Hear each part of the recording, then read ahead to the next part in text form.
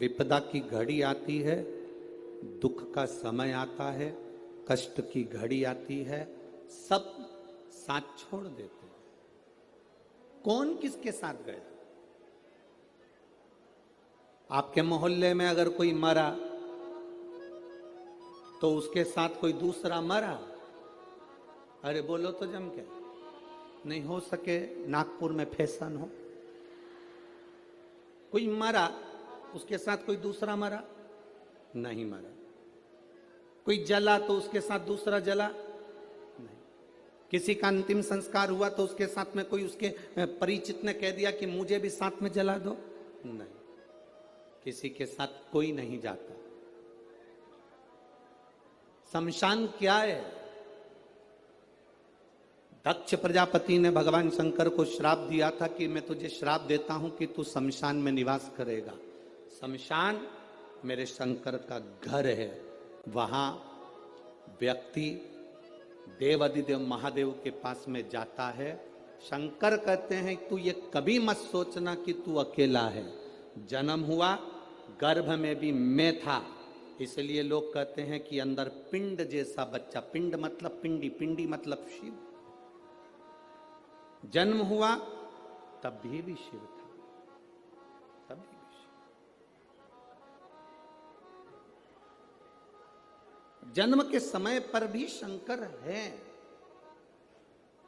और जन्म के हमारे प्राण जब छूटे, हमारी मृत्यु जब हुई, तब भी कोई हो ना हो, मेरा देव अधिदेव महादेव, शमशान में तुम अकेले नहीं, मेरा शिव तुम्हारे साथ है, मेरा शंकर तुम्हारे साथ है।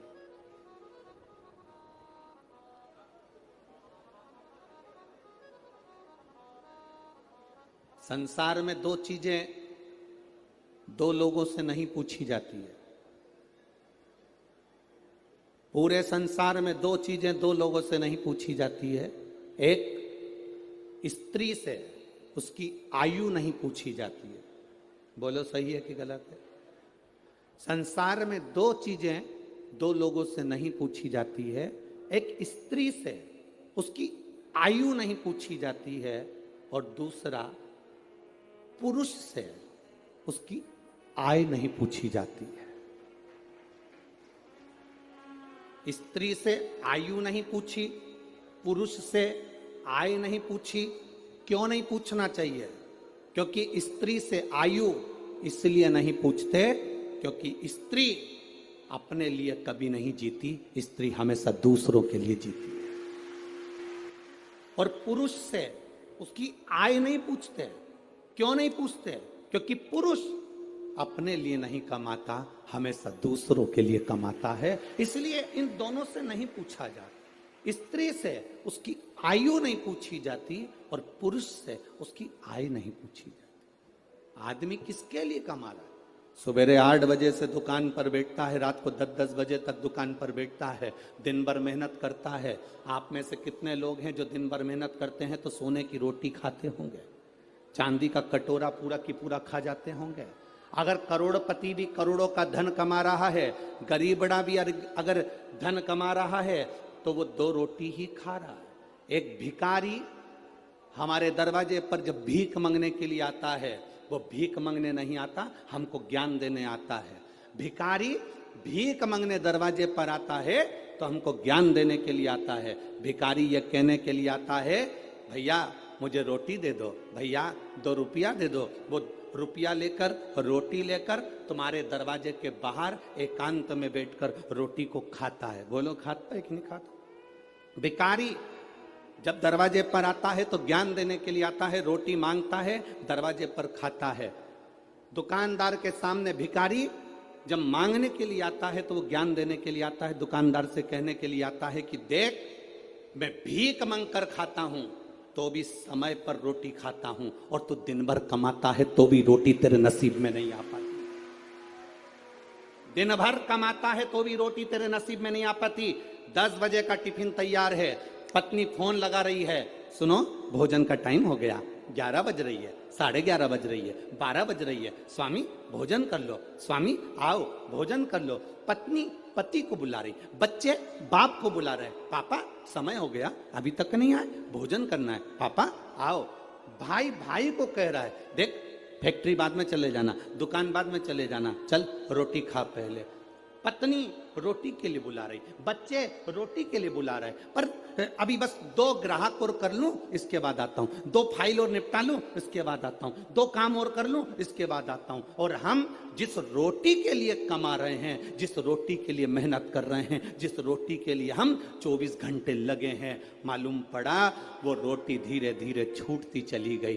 10 बजे रोटी खाने वाला 12 बजे खा रहा है, 12 बजे वाला 1:30 बजे खा रहा है। फिर बीमारी हो गई शुगर की, बीमारी हो गई बीपी की। कभी डॉक्टर तुम्हारा परिचित हो तो उससे पूछना कि बीपी और शुगर कैसे होते हैं। समय पर जो भोजन नहीं करता उसको बीपी और शुगर की बीमारी होती चली जाती है। समय पर जो अपनी जिंदगी को नहीं जीता उसको बीमारियां बढ़ती चली जाती है। पूछो कभी। एक भिखारी भी हमको ज्ञान देता है कि अपनी जिंदगी में जो हमने कमाया है उस कमाई का थोड़ा सा अंश हम अपने ऊपर खर्च करें।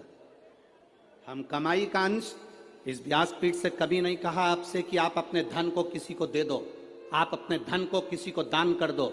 हम कभी नहीं कहते इस व्यासपीठ से कि तुम तुम्हारी संपदा उठाकर किसी को दिया ना या किसी को दान करिए आना। हम इतना जरूर कहते हैं कि तुमने जो कमाया है, तुम जो कमा रहे हो उसको अपने ऊपर खर्च जरूर करना, जिससे लगे कि तुमने मेहनत कर कर कमाया तो अपने ऊपर खर्च किया। खर्च किया तुमने। स्त्री से कभी आयु नहीं पूछी जाती, पुरुष से कभी आय नहीं पूछी जाती, क्योंकि स्त्री कभी अपने लिए जिंदगी नहीं जीती। जीती है तो पहले माँ बाप के लिए, माता पिता ब्याह कर कर भेज देते हैं तो पति के लिए, पति के बाद में जब बच्चे आ जाते हैं तो बच्चों के लिए, फिर जीती है तो अपना पोता पोती नाती पंती के लिए। पूरी जिंदगी स्त्री अपने शरीर को अगर संभाल कर रखती है तो दूसरों के लिए रखती है कि मेरे बच्चे सुखी रह लें, मेरा परिवार सुखी रह ले, मेरा परिवार सुखी रहे, मेरे बच्चे सुखी रहें, मेरा कुटुंब सुखी रहे, मेरे रिश्ते सुखी रहें। स्त्री से आयु नहीं पूछी जाती, पुरुष से आयु नहीं पूछी जाती।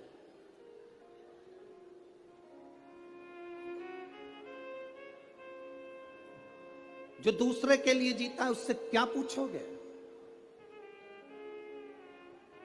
क्या पूछोगे?